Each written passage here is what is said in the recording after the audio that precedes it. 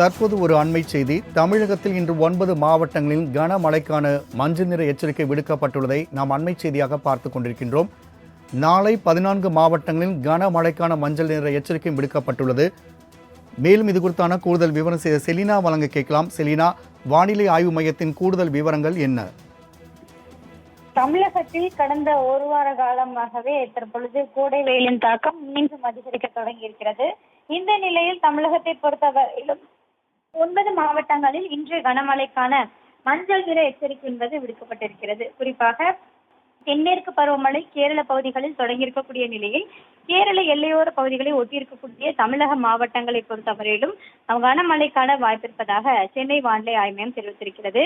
தேனி, திண்டுக்கல், திருப்பூர், கோயம்புத்தூர், நீலகிரி, ஈரோடு, கிருஷ்ணகிரி, தர்மபுரி ஆகிய மாவட்டங்களில் இன்று கனமழைக்கான மஞ்சள் நிற எச்சரிக்கையும், நாளை பொறுத்தவரையிலும் தமிழகத்தில் 14 மாவட்டங்களில் கனமழைக்கான மஞ்சள் நிற எச்சரிக்கையும் விடுக்கப்பட்டிருக்கிறது.